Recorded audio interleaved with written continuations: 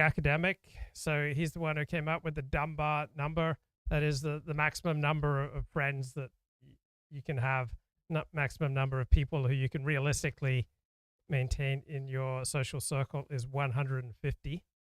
And he came out with a book in 2021 called Friends, Understanding the Power of Our Most Important Relationships. And in the book, he lists the 7 pillars of friendship. And to boil it down, the more things you have in common, the more likely you will be to have friends. So I notice when I go back to Australia, I feel more in common and I feel more at ease with people than I do in the United States. So it's a more homogeneous society and people have a similar sense of humor, which is another one of the 7 pillars. So similar personality, similar sense of humor, similar ethnic group, similar taste in music. Okay, these are all some of the 7 pillars of friendship. And I noticed when I was in Australia for 2 months, I'd walk down the street and I just felt more in common with people as I just passed them in the street or say g'day in the street. It was easy to strike up conversations. So I've lived 90% of my life in the United States, yet that early imprinting from 9 of my first 11 years being in Australia is still very much in my psychology. On the other hand, when I was in outback Australia and I'd run into a Jew, I would be overjoyed. And I only converted to Judaism at age 27. So that got written into my psychology. So what's so important about friendship, right?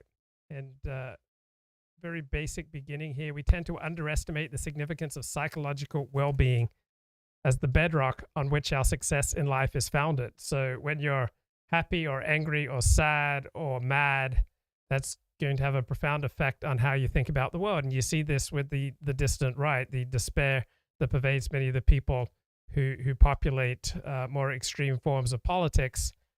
You see how that despair leads them to feeling alienated from everyone around them, and then to feeling hopeless, and to then needing some form of connection with other people. And so if they can't have friendly, loving connection, then they want to be noticed. If you can't be noticed, then you just become increasingly hateful until people are forced to acknowledge your presence. So if our sense of well-being is significantly diminished, we are likely to slide into depression, which leads to a downward spiral into ill health. If our mood is positive and everything is upbeat, we're not only more willing to engage with others socially, but we approach everything we do with optimism and enthusiasm. We'll work harder to get even the most boring tasks done. It isn't hard to see how happiness, sense of positivity, and a can-do attitude can spread rapidly through a population. So if you connect with other people so that you create this shared reality, all right, and then you develop a rhythm.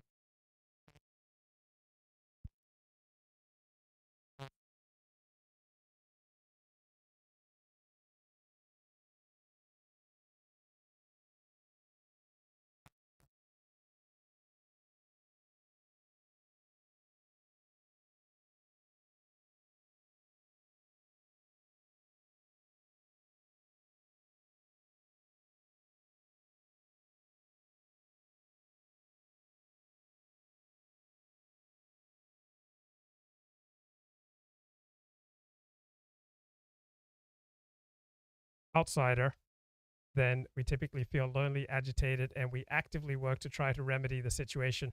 Few of us could cope with living completely isolated on a desert island with no prospect of rescue. So loneliness takes its toll on us. We do our best to look for opportunities to meet people, because only once we are part of a group do we usually feel properly human. We feel more relaxed when we know where we belong. We feel more satisfied with life when we know we are wanted. So loneliness may well be an evolutionary alarm signal that something is wrong. It's a prompt that you need to do something about your life, and fast. Even just the perception of being socially isolated will disrupt your physiology with adverse consequences for your immune system as well as your psychological well-being. That, if unchecked, can lead to a downward spiral and early death. Now, with all these studies talking about how important friendship is, they don't really take into account genetics.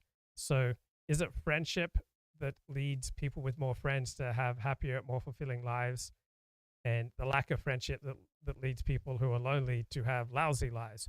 Or is it the people with a certain genetic predisposition, right, the same genetic predisposition that makes people more successful and more socially well-adjusted and these people to be more outgoing, to have a more socially effective personality. So to be a little more outgoing than introverted, to be more extroverted than introverted is part of a socially effective personality. To be conscientious, to be low in neuroticism, to have openness to new experience, and to have at least a moderate to high amount of wanting to get along with other people. These are all the traits of a socially effective personality. So our personality is largely formed by our genetics. So I would suspect that happy people are genetically predisposed.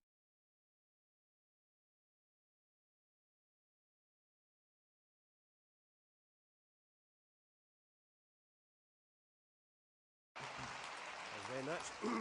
I'm here to convince the 5 of you in the audience that aren't actually on Facebook that the whole thing is completely overrated and all your prejudices were correct.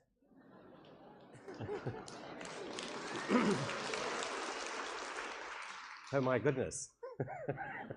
There are lots of us not on Facebook. Okay, I don't know what the rest of you are going to do for the next 14 minutes, but I guess at some level, I mean, this has happened before with email, I think, back in the late 80s, early 90s, and that kind of thing. But particularly when Facebook came on stream, I think there was a kind of promissory note made on the tin can by the techies that created it, which said this is going to open you up to the global village. You're going to have hundreds of thousands of friends all over the world. And the real question is that so? The short answer is no. Despite the fact that Facebook allows you to put 5,000 friends up on the can, as it were, in fact, most people don't. And if, as a result of sort of this discussion about who your friends are on Facebook, Facebook actually started to look at their own data. And when they did an analysis of the entire, whatever it is, 400 million Facebook users and looked at all the numbers of friends people had, the average was actually about 150. The modal value, the most common value, is somewhere between 120 and 130, which I think is about right, because you've got to leave a little room before the 150 for Granny, who's sort of not really online yet, and you know, a few odd people like that. But the key to the issue is really, even though you sign up and can sign up lots and lots of people, in fact, you spend most of your time talking to only a very few of them. These are Facebook's own data here. Oh, I mean, I just don't think he's acquainted with the Look Forward community, where we're filled with, you know, love and what is it that I put on my Twitter bio? Come on. Oh yeah, my tradition teaches a message of radical inclusion and love. Will you sit down and learn Torah with me and learn love? Okay, this is a place of radical inclusion and love here. So we're not just any ordinary online group. All right, take things to the next level here. All right, back to this excellent book by Robin Dunbar. So when we're isolated, our brains simply don't work as well, right? And short periods of loneliness don't tend to have long-term adverse effects, but persistent loneliness correlated with increased risk of Alzheimer's disease, depression, and dementia, as well as poor sleeping habits, which in turn obviously have adverse psychological consequences. So my question is it the persistent loneliness causing all these bad things, or are all these bad things, including loneliness, part and parcel of certain genetic predispositions? So the important thing about friends is you need to have them before disaster befalls you. So I remember when I got really sick in 1988, I was basically bedridden for 6 years. And one psychiatrist later said, about 20 years later, oh, this was Luke Ford's face-saving way of failing. He was failing at life because he didn't have enough friends. And this was his face-saving way of failing at life. So people are only likely to make the effort to help you if they are already your friend. We're also much less likely to help strangers or people we only know slightly. But making friends requires a great deal of effort and time. It's not something you can just magic up over a cup of coffee. But least because everyone else is already embedded in friendship networks of their own, and to make time and room for you as a new friend means that they'll have to sacrifice a friendship with someone else. So young people behave like careful shoppers. They're trying to sample as widely as they can among the pool of potential friends available to them to find the best set of life partners and friends, so they distribute their time more widely. They have more time available than when they get older. So they're often happy to sacrifice relationship quality for quantity. They can sample a larger portion of the available population. So people in their teens and 20s, they'll often have, friends with a much wider variety of people than once they settle down with a family. They'll have friendships with people of different religions, different ethnic, racial groups. They'll try out a much wider sampling of the population. Now, you settle down, you get married, and your free time is decimated by the early years of childcare. You have less time and energy for socializing, so people tend to shed their casual friends and concentrate what time, mental effort, and energy remains on a handful of really important friends. Also, people who are introverted tend to have a smaller number of friends, but more intense friendships. People who are extroverted have more friends, but usually more shallow friendships. And the final phase in the human life cycle seems to kick in around the 60s. We start to lose friends through death. We lose friends when we are younger.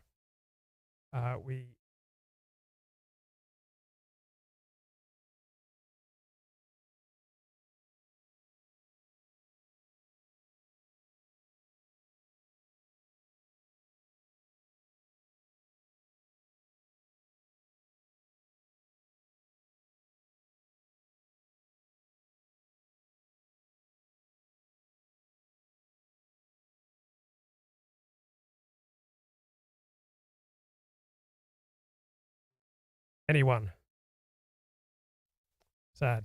And they're looking at the number of people just measured in different ways you have, sort of traffic with that you're talking to. And it's sort of divided up between those who have only about 50 friends, 150 friends, and 500 friends. And although the number of friends listed is increasing by an order of magnitude. Whoa, speaking of friends, Laponius is here. Welcome, Laponius. Okay, so we all tend to have about the same amount of emotional capital. That is the time that we have for spending with people, spending with friends. Introverts choose to spread this thickly among just a few people. Extroverts choose to spread this thinly among many people. So extroverts tend to have friendships that are on average much weaker than those of introverts. So someone's willingness to support you is directly related to the time that you spend with them and their perceived emotional closeness to you. So extroverts may be less likely to be supported by their friends. So introverts feel less secure about the social world, so they prefer to invest more heavily in a few people who they know really well and they can rely on. Laponius, you've got a friend. You've got a friend. All right, we've almost got a minion here. Mr. White Male, Luke, do you need an IT guy? I'll move out to LA. That reminds me when I met Dennis Prager in Tampa Bay, Florida, and he said, "Oh, if you move to LA, I might have a job for you." Didn't work out. Magnitude by a factor of 10. The number of close friends, if you like, that most of your time on Facebook is spent talking to is actually quite small. It's only somewhere between three and about 10 or so. And the reason for that is there appears to be a cognitive limit on the number of individuals we can keep in a sort of relationship with us. And this comes off the back of work we were doing on the size of social groups in monkeys and apes. And these are the key data here. This is average group. Okay, this is Robin Dunbar, a great academic expert on friendship and on evolutionary psychology. So he notes that people who tend to not spend much time with their family and relatives tend to spend a lot more time with friends. And people who spend a great deal of time with their family spend obviously less time with friends. So our networks, social networks, pretty much limited to about 150 slots. And so we all tend to first slot in our family members. Then if we have any spare slots left, we start filling them with unrelated friends. So friends, in this sense, are a relatively recent phenomenon, probably a consequence of the dramatic reduction in family size that has occurred over the last 2 centuries, especially in Europe and North America. So none of the 6 main kinship naming systems in the world have terms for anyone who is less closely related than cousins. So this is the natural limit for human communities. Anyone beyond that magic circle of cousins is a stranger of no particular importance. Smiling faces tell lies, and I got proof. Oh boy.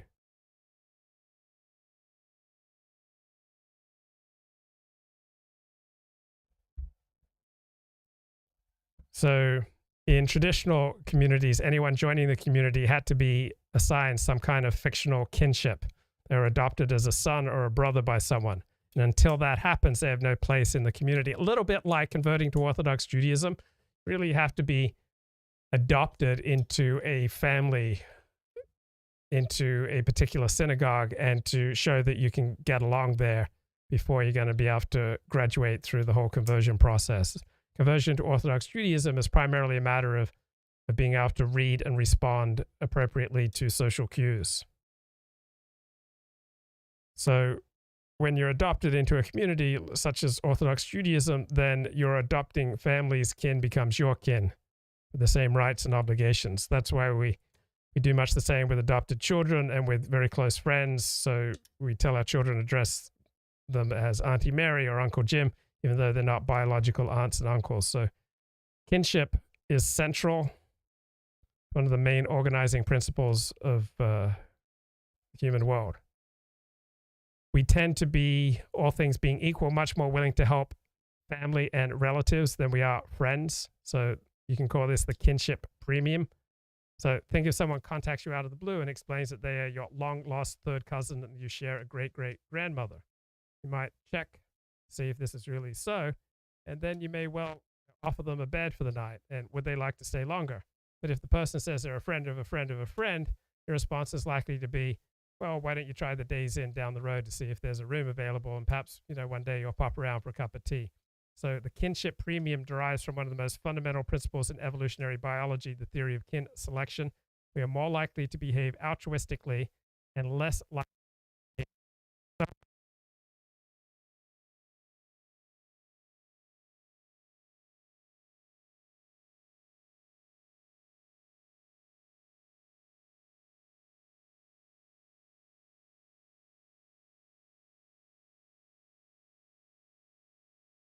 to maintaining friendships than to maintaining your ties with your family and relatives.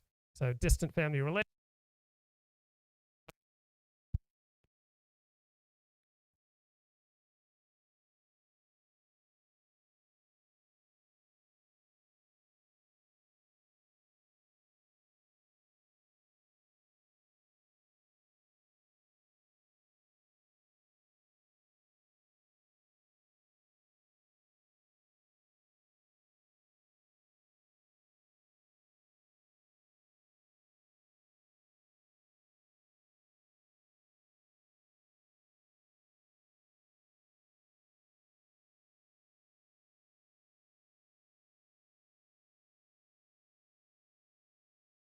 group size in different species of monkeys and different species of apes. These are chimpanzees, gorillas, gibbons, as it happens, against a measure of brain size. And you can see, particularly for the apes, this is a very clear line. This block here turns out to be 3 separate grades, rather tightly defined grades. Well, my sound problems are coming back. I thought I had them fixed.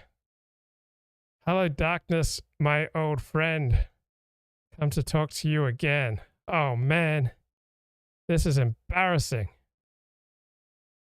I only have one friend, Luke Ford. I have thousands of pictures of him on a wall in a secret room at home. I disagree, Luke. I have thousands of good friends here on MySpace. Look, can we get an update video on Millennial Woes? Your videos on him were hilarious. Yeah, what's going on with Millennial Woes these days?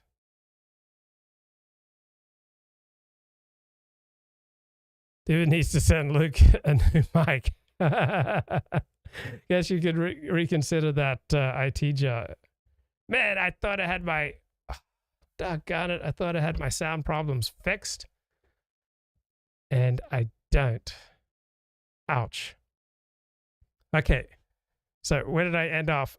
Friendships tend to be much more costly to maintain than family relationships. right?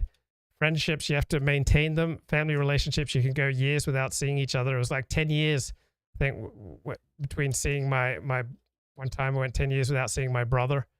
I went about the same time without seeing my father, right? So distant family relationships only need the occasional reminder to keep ticking over. Friendships die fast if they are not maintained at the appropriate levels of contact.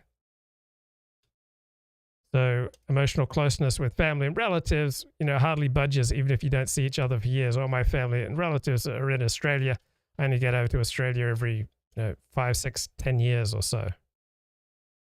And then there's one group of people who sit uncomfortably between family and friends, and those are the in-laws, relatives by marriage. So in a bonded social group, your friends keep an eye on you and make sure they stay with you, even if you decide to wander off. So this even applies online, all right? If you got friends and you're doing, weird, quirky, disturbing stuff online, if you got real friends, they'll try to rein you in. I think so many people get into trouble in America today because they don't have those friendships, and so they don't have that safety net underneath them, so that when they go haywire, when they start heading in a wrong direction, then there's no one there to catch them.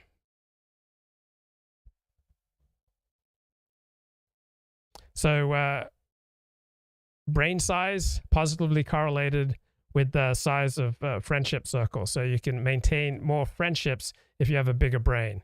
And also maintaining friendships, developing friendships will also tend to enlarge white matter in your brain. Women tend to have more friends than men. So women who lived in households with more people had a larger amygdala than women who live with fewer individuals, but there's no effect of household size on amygdala size for males. Men in larger households had larger orbitofrontal cortices, whereas women exhibited no consistent pattern.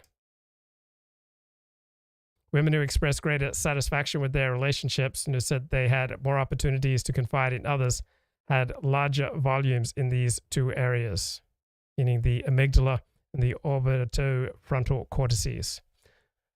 And then there's a poignant moment in a BBC TV documentary on autism where an 11-year-old boy with Asperger's syndrome turns to his mother and asks, "What is a friend, Mummy? Can I have one?" And then after a pause playing with his toys, "How do I get a friend?" So he understood that the children he mixed with called each other friends. But there seemed to be some mysterious process involved he did not quite fully understand. How do you go about getting a friend? He'd tried asking other children to be his friend, but it didn't seem to work. He didn't really know why, and now he is genuinely stumped. So the autistic tend to understand less about what's going on around them than is really there. They're not really seeing the emotional dimension to the interactions around them, while the paranoid tend to read far more into interactions and other people than is really there. So a lot of us are like this autistic boy. We all have moments of puzzlement when our overtures of friendship are rejected. A friend lets us down. We don't understand why. We all have these moments of social anguish. They're an important aspect of friendship. Friends are not all that easy to acquire and to maintain.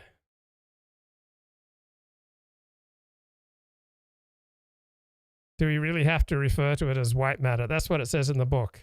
Look, you need to become an influencer within your kahila. Most complex social group of all is a honeybee colony, says Laponius. There you find hierarchy and respect. So what is going on with millennial woes, gentlemen?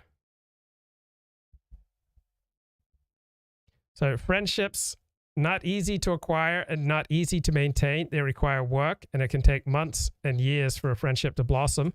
And we all vary in our ability to maintain friendships.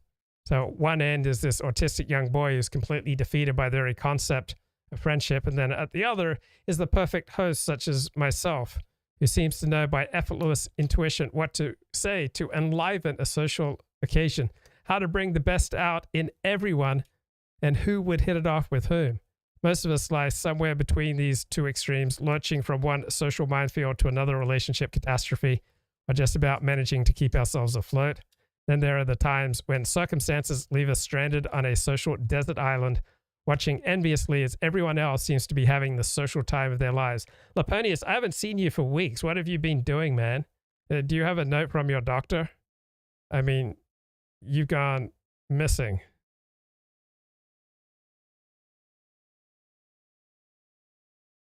I hope you've been out there making a lot of money, man. So the human social world is the most complex phenomenon in the observed universe, perhaps far more complex than the mysterious processes that create stars and engineer the orbits of the planets. Social skills that make this world possible are astonishingly sophisticated, yet we take them for granted and hardly ever give them a second thought. So if you want to know how someone really thinks of you, check out how they touch you. There is an honesty about touch that cannot be matched by any other sense, right? The penis never lies. Certainly a great deal more honesty than can be inferred from the words that they may speak to you. A touch is worth 1,000 words. A bit like this.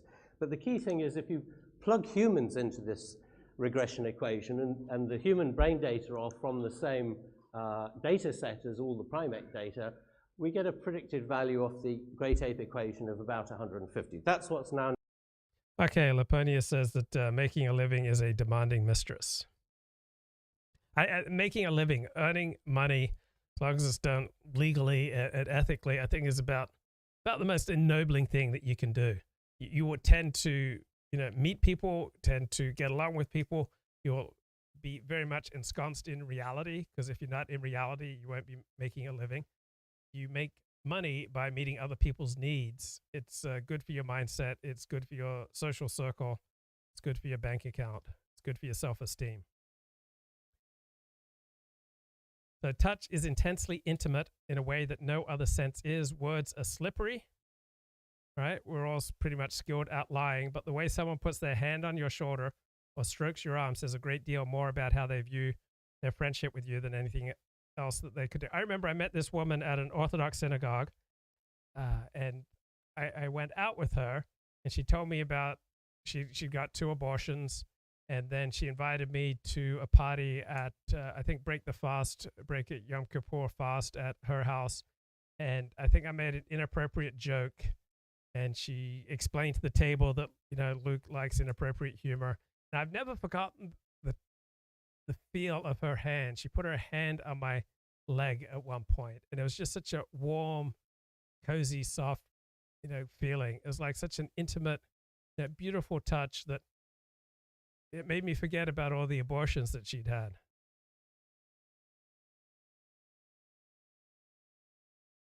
So there is an intimacy to touch that the other senses lack. Taste and smell, the other 2 intimate senses, can tell me who you are, but they cannot tell you how you feel about me. So touch is what makes the world of relationships go round. The very intimacy of touch means that we are very sensitive to who touches us and how they do it. So are you a hugger? Press 1 if you're a hugger. Press 2 if you hate to be hugged. So being stroked or rocked is calming, creating pleasure and relaxation. The cares of the world slowly drop from your shoulders. We want to be touched by some people, but we shrink from being touched by others. This ambivalence is the bane of our lives. I am willing to stroke you affectionately, but you are not willing to allow me to do it. So we have developed rules that help smooth this pathway. A handshake is fine between strangers. A stroke on the back or a kiss is not. So learning these rules takes most of our childhood and adolescence. The yearning to be touched goes unfulfilled. Press 3 if you're yearning to be touched, or we blunder in where we are not welcome. Press 4 if you're blundering in where you're not welcome. How emotionally close we feel to someone is directly related to how much time we have invested in them. Casual touching has taken a hit with the COVID pandemic. I'm sure it must have happened, as I don't think I'm a virgin, but who knows, says Robert. I cannot recall a woman ever touching me. 2 abortions, what happened next? Was she attractive? I didn't know. I think it just kind of putted out from there, but I've never forgotten the feel of her hand on my leg. It was just such a warm touch. And I remember there was this quite plain woman, and I would never I never would have desired her, but she had this amazing touch. And I always just had the best of intentions. And after a stimulating conversation, I would, hug her goodbye. And then something about her touch. She'd taken Alexander technique lessons. And so her touch was just amazing. And I would lose my mind. Or another time, there was this woman who knew my father. And so she asked me out, and we went for a walk around the Sherman Oaks shopping center. And then we stopped by her place, and she was a very plain woman. I had absolutely no interest in her whatsoever. And she offered me a massage, and was like, fine, I'll take a massage. And I still had absolutely no interest in her. And then she flipped me over, and she started massaging my chest and my stomach. And then suddenly, boing! And so I ended up staying the night. And then next morning, I say goodbye like a gentleman, and drive off, and then get a desperate call. She's been in a car accident, and I have to take her to the hospital. So I got caught up in the web. Yeah, sometimes when we touch, the honesty is too much.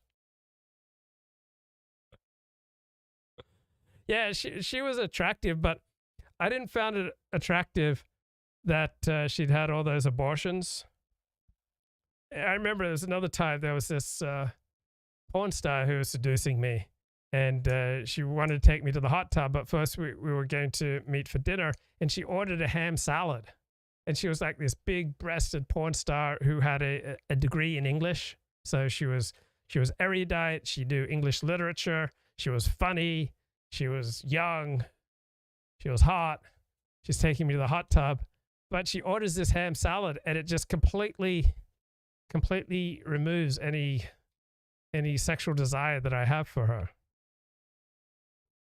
We are much more likely to laugh at something when we are in a group than when we are alone. So I remember going to a movie theater to see Monty Python's 1984 movie, The Meaning of Life, and there were only like 3 people in the theater, and I just didn't find the movie that funny.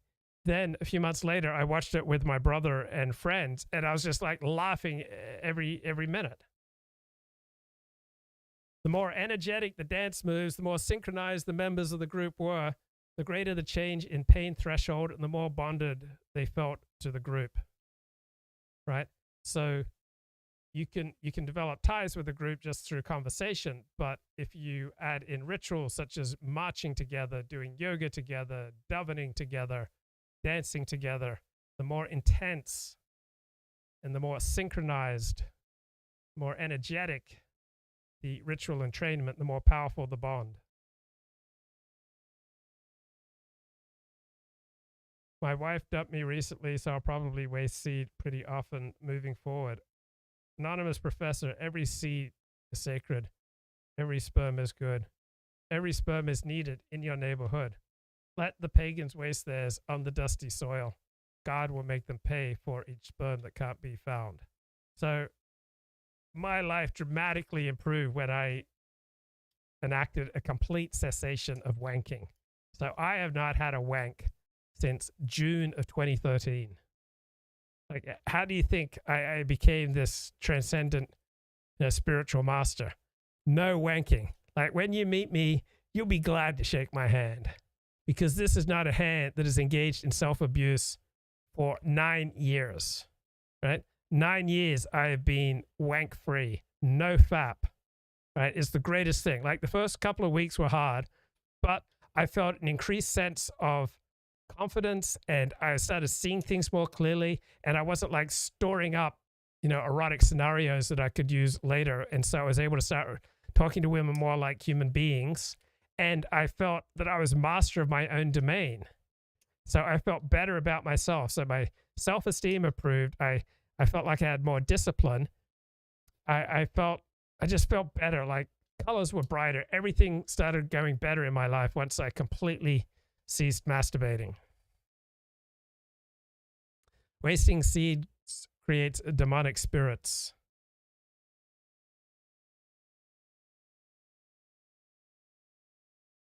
When did I last kiss a woman on the mouth? Oh, please, I'm an old-fashioned gentleman. I'm not the type of bloke who will kiss and tell.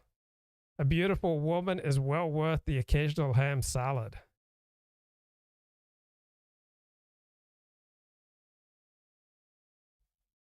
All right, anonymous professor says it hurts. Yeah, I can imagine losing one's spouse, but pain shared is half pain, and joy shared is twice the joy. So the number of close friends you have is closely correlated with how engaged you are with your community, the level of trust you have in those among whom you live, your sense of how worthy your life is, and how happy you feel. So most of the relationships between these variables work both ways. Increase the sense of community engagement and increases your sense that life is worthwhile. Increase your sense that life is worthwhile. It increases how engaged you become with the community. Right? Do more eating and drinking with other people, you'll feel happier. Social eating tends to influence the number of close friends we have and our sense of life satisfaction. Right? That's probably the most dramatic thing you can do to increase the number of friends you have and your sense of life satisfaction. Do more eating and drinking with other people. Drinking socially influences our sense of engagement with the community and our trust in its members most directly. So engaging in these activities with others strengthens our membership in the wider community, elevates our general sense of well-being and our satisfaction with life, and through these, our health. There's one behavior without which both a conversation and a relationship would be deadly dull. It is surely a smile. Everyone smiles in the same language. So the limit of 4 for a conversation is a remarkably robust effect.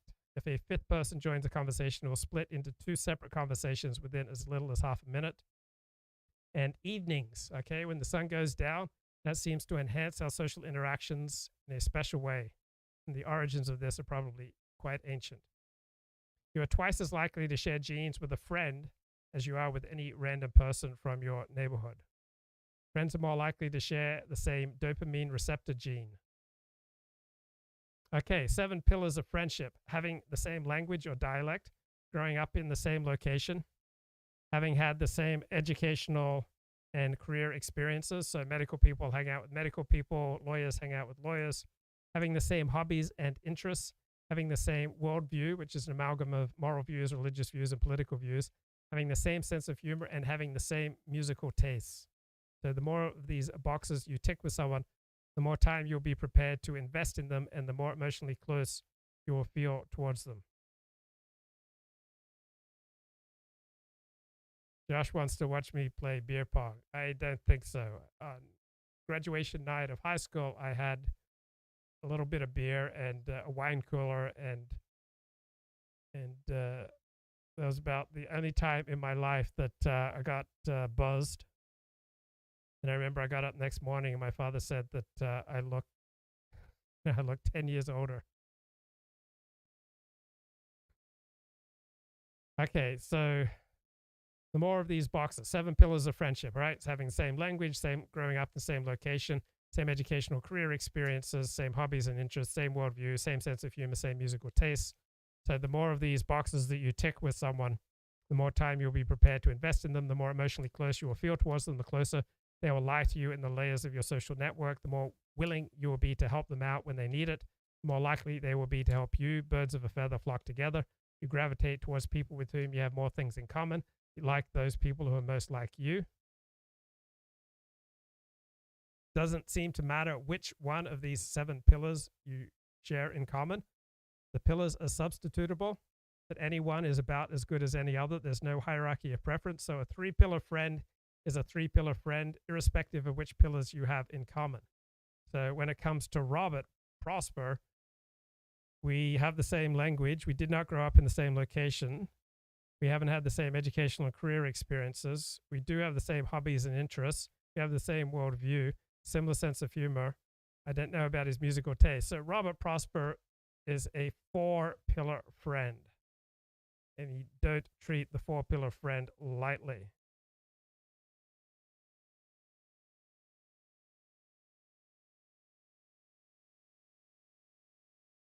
Robert says, I drink less alcohol than the average Muslim or Mormon. When you first meet someone new, you may invest a lot of time in them. You may catapult them into one of your inner circles so that you can evaluate where they lie on the 7 pillars. That takes time, but once you know where they stand, you can then reduce the time you devote to them to a level appropriate to the number of pillars you have in common. So anyone with a 7-pillar friendship or even a 6-pillar friendship, what is that like? As a result, they quietly slide back down through the layers to settle out in the layer appropriate to that number. The friendships are born and not made. You just have to find them. So knowing how to recognize a member of your community cuts through the long-winded process of getting to know someone by having to spend half a lifetime with them. I know you're a member of my community because I instantly recognize your dialect the moment you speak. When I hear a fellow Aussie, it's like, oi, oi, oi. You know the same streets and the same pubs I know. You know the same jokes. You belong to the same religion. So any of these is a rough and ready guide to a shared history. Any one of them will mark you out as someone I can trust because I know how you think. We grew up in the same place. We absorbed the same mores, same attitudes to life and to the wider world. I don't have to explain my jokes to you because you get them right away. I don't even have to finish the punchline because you know the same jokes as me.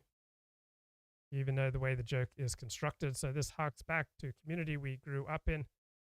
That accounts for the extraordinary attachment that many of us feel to home, the place where we grew up, even decades after we moved away. So you can tell a massive amount about a person from just the first sentence. The timbre of their voice, the confidence or lack thereof in their voice, the dialect, the accent. In Britain, we can identify where they come from and which social class they belong to in just one sentence. So all societies are social contracts. So freeloaders who take the benefits of the contract but avoid paying the costs erode trust in other members of the community. So think of a dialect as a supermarket barcode exhibited on your forehead. Each individual checks out the barcodes of the people they meet and he agrees to form relationships their respective barcodes match. Meeting people we don't know, strangers, is a fact of life. That is how we make new friends, but we don't want to waste time checking out how they sit on each of the 7 pillars of friendship. If we did that for each new person we met, there wouldn't be enough time in the day. So we want a simple rubric for deciding whether it's worth investing time and effort getting to know them better. So what's the best criteria? So do we go to shore? Do we work in the same field? Do we have it come from the same place? Right? We judge strangers based on the 7 pillars. We select people on the basis of shared ethnicity, religion, political and moral views, and most of all, strongest of all, musical tastes. But kinship remains the single best cue for trustworthiness because it is reinforced by the family community. Known as Dunbar's number. Ironically, it was so christened on Facebook. And if you were the person who did that, and you're here today, thank you very much for making my career.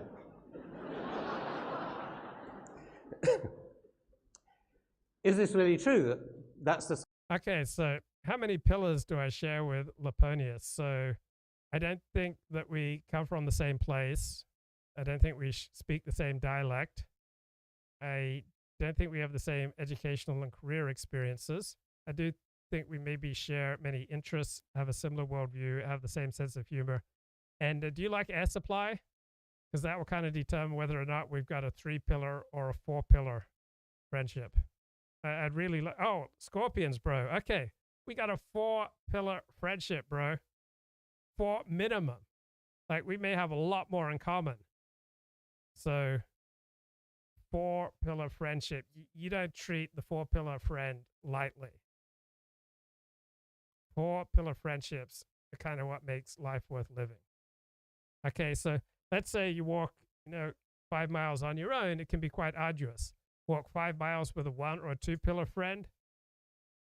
Okay. But you walk 5 miles with a 4-pillar friend, those miles just fly by. I mean, you feel more energized after walking 5 miles with a 4-pillar friend than if you just stayed at home and read a book.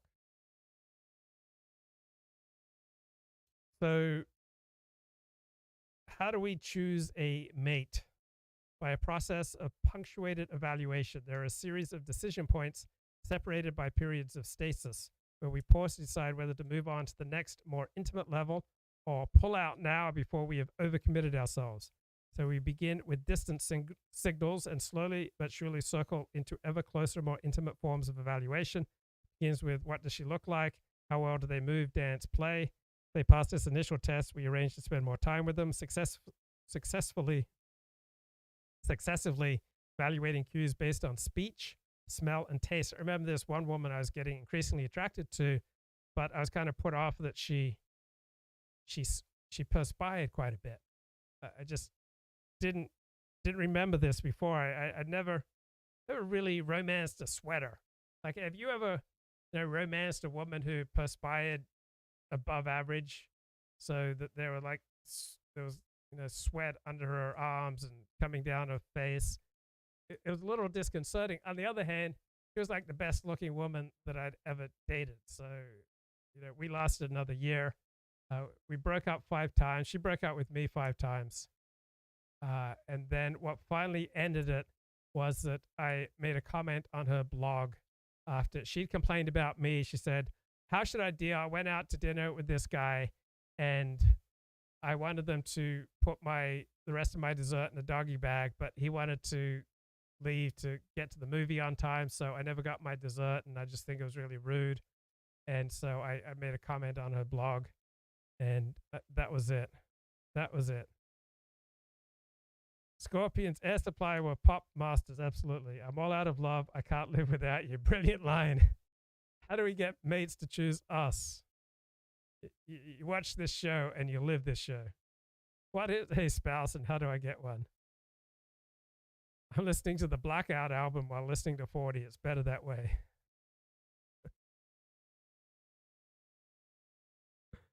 Risk-taking and sportiness are cues to which women seem to pay more than just casual attention. So young men in particular are risk takers. Adolescent boys take many more risks. So they have much higher mortality rates in their late teens than girls do. So risk-taking signals gene quality. So the risk taker says, watch me, I can afford to take risks because my genes are so good, I'll get away with it.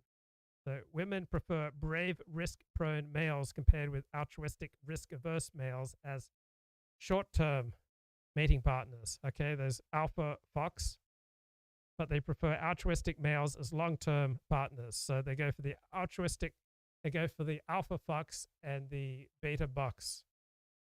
So they prefer to get their genes from males who have proven genetic quality and then rely on a safe pair of hands to see you through the long haul of childcare. The tricky bit is persuading the beta male to take the risk of being a cuckold.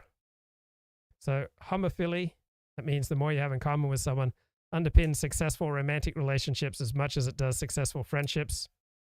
Men will drop their standards of mate choice as the sex ratio becomes increasingly male biased. And they will raise their standards, at least for long-term mates, when the sex ratio becomes more female biased, when men are in short supply. Men switch to more casual sex when they are in the minority, when women are forced to compete for men and can exert less power over them. When there are fewer women available and men are forced to compete for women, men become more willing to accept committed relationships.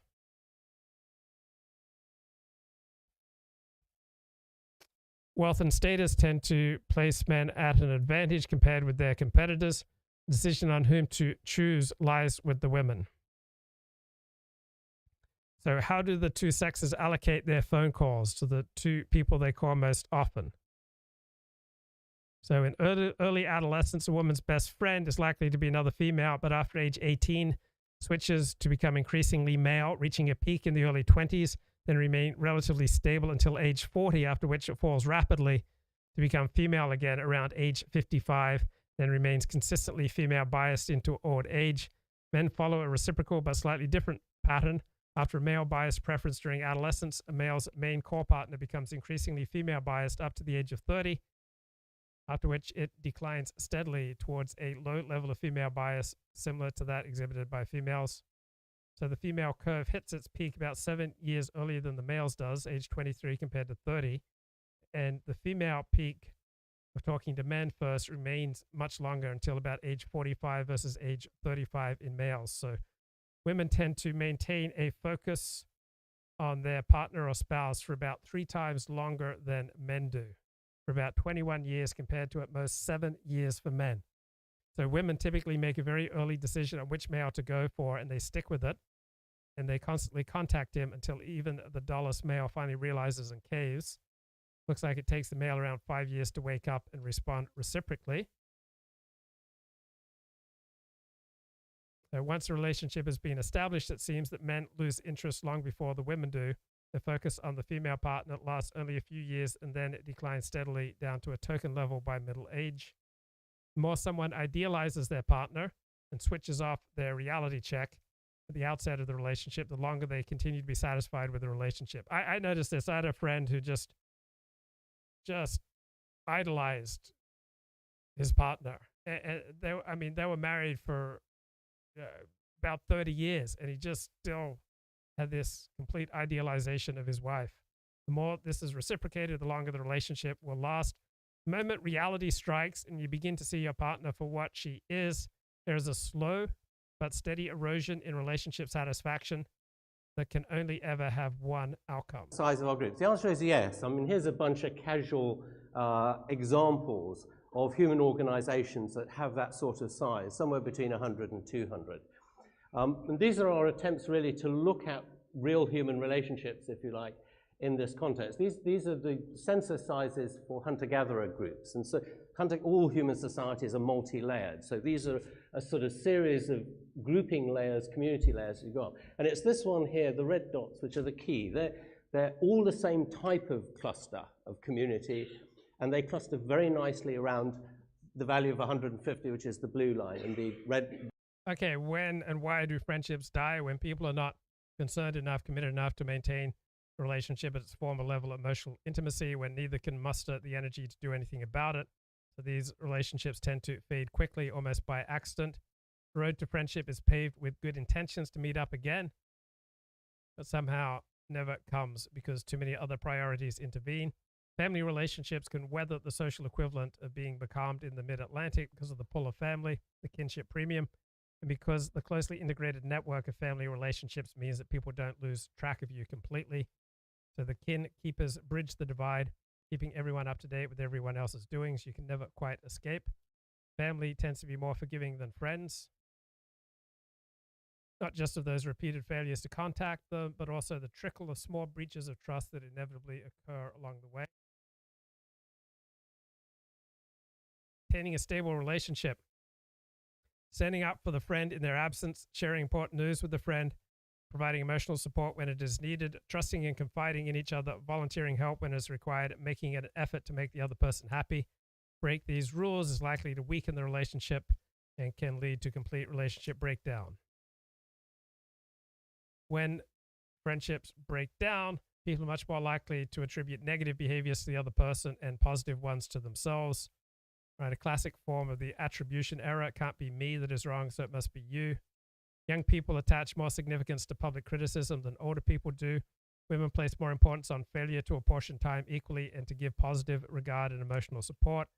Men place a greater emphasis on negative events like being the target of jokes or public displays of teaching. So men are less able to cope with taunting than women because reputations seem to mean more to men than they do to women. Women are more socially proactive than men, so men often end up with a social network dominated by their wives' friends simply because the wives arrange the social events and the husbands just go along with it. Wives often encourage their husbands to contact our old male friends only to be greeted by a frustrating shrug of the shoulders. So men risk ending up with no social network other than their own family after a divorce or the death of a spouse. There's a stronger tendency for women's breakups to remain unreconciled longer than men's. Women are less forgiving than men. Women's relationships are more fragile than men's because they are much more intimate and emotionally charged. The red dotted lines are the confidence intervals around that. So they all fit really quite nicely within it. And this was our very first attempt to look at what it meant for you as an individual. And we asked people to tell us who they were sending Christmas cards to, not the number of cards they were sending, but who were in the household, the total number of people in the household. And that turns out to be very close to 150. The average in this data set was 154. There's a lot of variability around that. Okay, great news. Old age brings a downward spiral. All the odds are stacked against you. You find it hard to make new friends as your old ones die or move away. You have less in common with the young folk, now make up the bulk of the population. Your declining energy makes you less willing to go out as often. You're less able to take part in physical activities. Your failing cognition makes it harder to respond wittily or as engagingly as you once did in conversation, making you less interesting as a social companion because you're not familiar with the topics that interest people now because you have not kept up with social and political developments or the jokes of the latest stand-ups. Having an impoverished social life has adverse consequences for your cognitive well-being as well as your physical health. This increases the risk of dementia as well as physical illnesses that require hospitalization. Physical mobility, lack thereof, causes our withdrawal from social interaction in old age. We just find it harder to get to places where people gather socially. We eventually become housebound. And then we turn to the internet. Some of us are incredibly mean and don't send any cards at all. Some people send them to their butcher and their baker and their lawyer and all those kind of important people. But the key is that it's nicely peaked here around 150. It turns out that the reason for that is it's a problem with your brain. And we've been able to show with neuroimaging studies and a series of neuroimaging studies, and these have now been replicated by other people, so the effect really is quite robust, is that the number of friends you have is essentially a function of the size of this bit of the brain up here, right above the eyes. That's the bit that's hugely important in managing social interactions, it turns out. Yeah, I noticed dumber people tend to have fewer friends. It's not an exact correlation, but generally speaking, at every level of IQ, the more intelligent you are, the less likely you are to be subverted by various mental health maladies. The other bits that are critical along the temporal lobe here, just sort of behind the ear, as it were, inside the skull from the ear. And it's the sort of circuitry between these two that makes up this kind of social cognition circuit. Okay, let's learn about laughter, love, and social cohesion.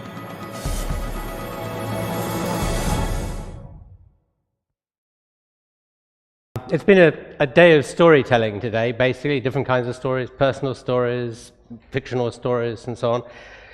I see myself as a storyteller, but my subject of my story is really something rather different. It's about how the world works, or at least how we think at the moment the world works, and how we think at the moment the way the world works is built on my research. So I talk mostly about my research, and my research is really about the world in which we live and the virtual world in which we live. So most of my research is actually on the nature of relationships, which is obviously relationships with real people out there, but actually we build relationships inside our heads in a kind of virtual reality. So biology was way ahead of technology. It's been doing virtual reality for... Okay, so Ricardo's in the house. Ricardo, the topic is the 7 pillars of friendship, which are shared ethnicity, shared religion, shared language and dialect, growing up in the same location, having similar educational and career experiences, having similar hobbies and interests, having a similar worldview, having the same sense of humor, and having the same musical tastes. And so any of these pillars is substitutable for any other. So recognize that with Laponius and with Robert Prosper, for example, we're a 4-pillar friendship. We have 4 pillars, which is pretty good friendship. So with Ricardo, we don't have the same dialect. We did not grow up in the same location. I don't think we've had the same educational and career experiences. I suspect we have many similar hobbies and interests. We have a similar worldview. We have a similar sense of humor. And I'm not sure about musical tastes. So if we share musical tastes, then I got a 4-pillar friendship with Ricardo. If not, it's a 3-pillar friendship. Probably 2 or 3 million years. I'm going to talk about a particular aspect of it. I brought my research team along with me to help out. You'll notice we're wearing our usual clothes that we wear when we do research. I'm still waiting for somebody to tell me who they are. Anyway, what I'm going to talk about in particular is laughter and the role it plays in our lives and if you like, why we do it. It's a very, very odd thing.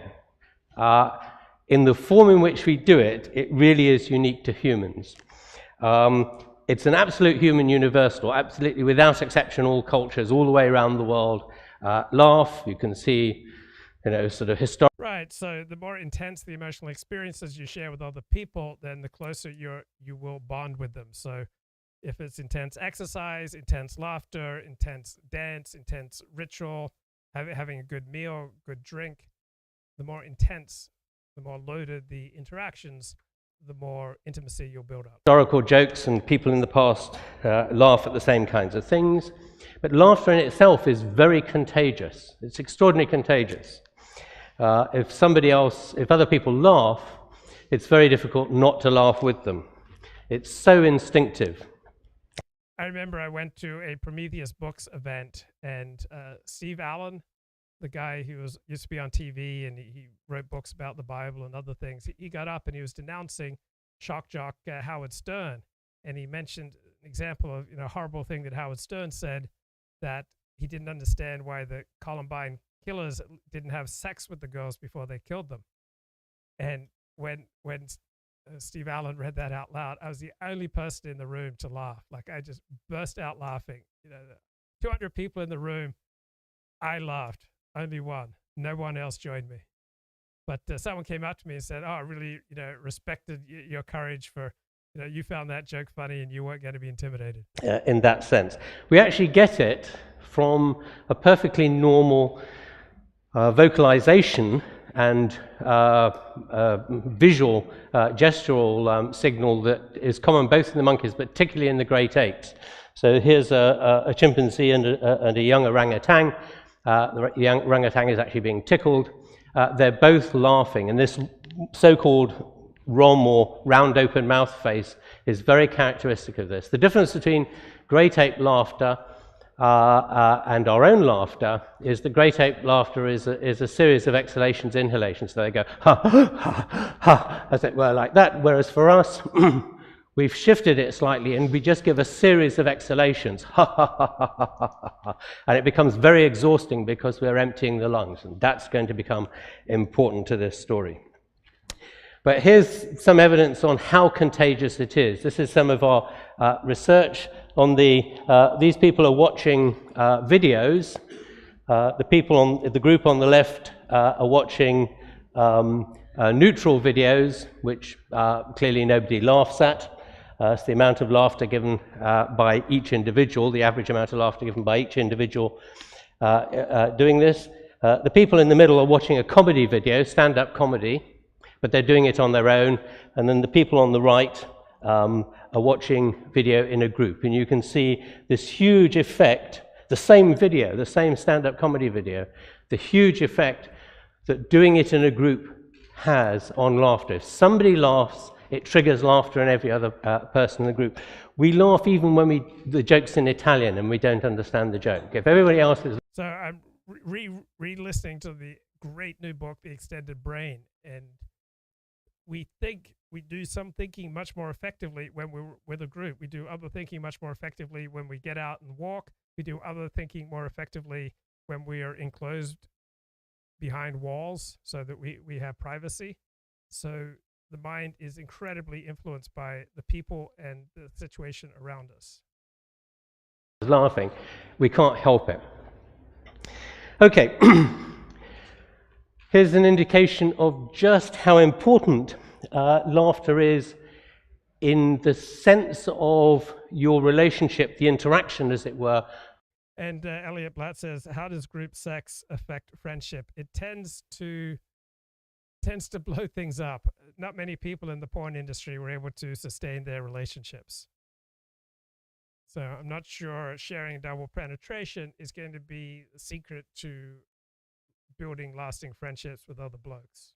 But feel free to share your experiences. That you're having with somebody. So this is a study we did in which we asked people at the end of each day to rate on a very kind of simple happiness scale, a standard happiness scale from psychology, how satisfied you are, how contented you were with that particular...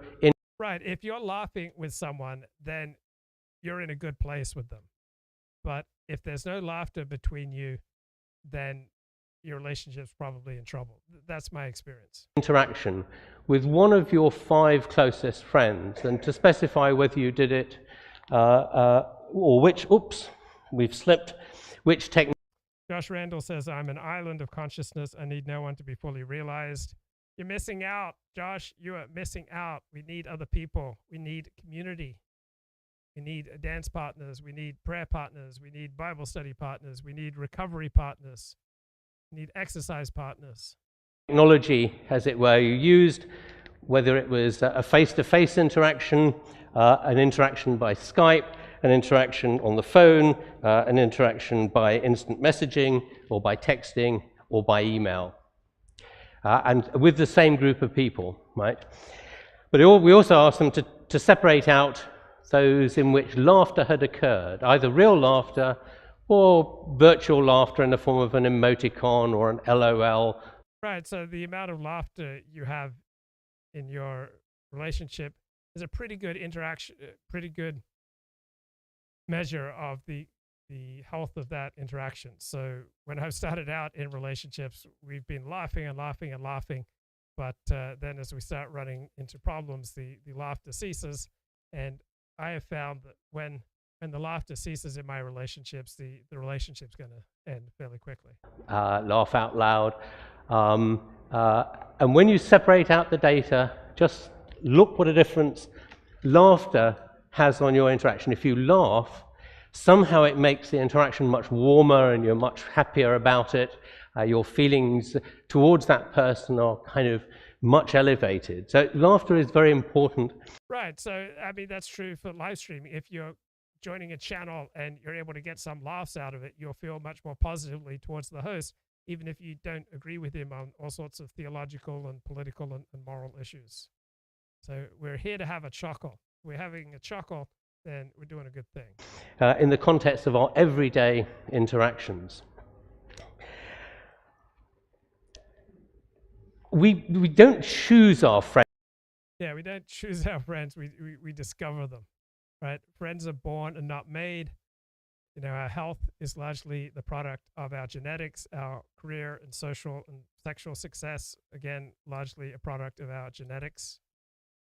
Our friends are made for us. This has turned out to be one of the surprises in a way of the work we've done on friendship. It turns out that the quality of friendship you have is determined by how much you share in common with that person already. So what seems to happen is you meet somebody, you invite them into your inner circle for a little bit, you go and have a few beers with them, perhaps you go out once or twice to the cinema or something, and you kind of size them up, and then depending on how many things you share in common determines whether that friendship will survive.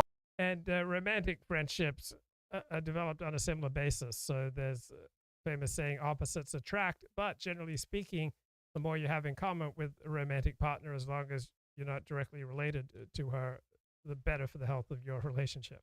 Or whether it will grow. And among the many things, all of which are actually cultural, purely cultural, no personality effects or anything like that, they're purely cultural. One of the most important of these is sharing the same sense of humor. Okay, so these things that he says are just purely cultural. There's a substantial genetic component. So this is a little study we did on the internet. In fact, we got a whole bunch of people, gave them a set of jokes and asked them just to rate them, did they think them funny or not? Simple yes or no. And that gave them a kind of humor profile. All right, so that's your humor signature. And then 2 weeks later, we emailed them back and we said, here's another person's humor profile.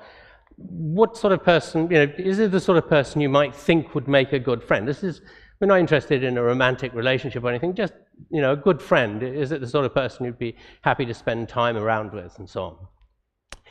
What we didn't tell them was that the humor profile that we sent them for this virtual person was actually their own profile, but varied according to the number of jokes shared in common. So they either had 2 out of 16 jokes.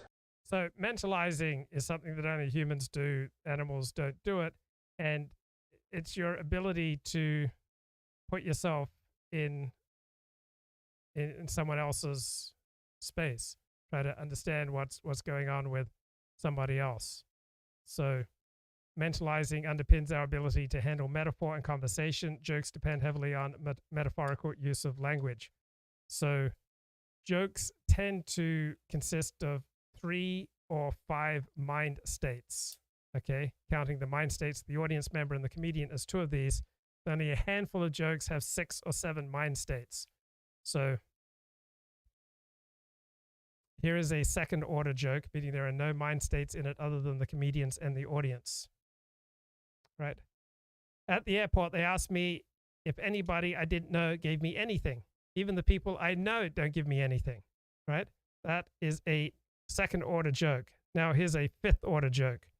A young boy enters a barber shop and the barber whispers to his customer, "This is the dumbest kid in the world.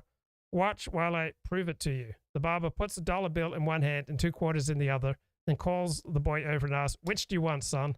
The boy takes the quarters and leaves. "What did I tell you?" said the barber. "That kid never learns." Later, when the customer leaves, sees the same boy coming out of the ice cream store. "Hey, son, may I ask you a question? Why did you take the quarters instead of the dollar bill?" The boy licked his ice cream cone and replied, "Because the day I take the dollar, the game is over." So when we asked people to rate these jokes for funniness, the ratings increased with the number of mind states. So jokes that involve several protagonists are funnier than those that involve only one, up to a level of 5 mind states. After that, they quickly become less and less funny. So when there are more than 5 minds involved, people just cannot get their head around the point of the joke. The same, 6 out of 18 jokes the same, 12 out of 18 jokes the same, or 16 out of 18 jokes the same. And these are their ratings on a simple affiliation index. How likely would you be to see them as a possible friend of these virtual individuals? And just look at the increase in, yes, this is a really nice person, I could make a friend here, as a consequence of just sharing the same sense of humor. That's the only thing they know about this person. They don't even know whether it's male or female. Right? So friendship also, the extent to which you have that sharing of this particular trait, this sense of humor, also in turn affects not only whether you think they might make a good friend, but also how generous you are. So we also asked them, would you lend this person £1,000? If push came to shove and they suddenly had a medical problem, would you be prepared to give them a kidney, for example? And you see pretty much the same kind of effect. In other words, the people that we're most generous to are the people we we share most in common with. Okay, I think that will do it for tonight. Take care. Bye-bye.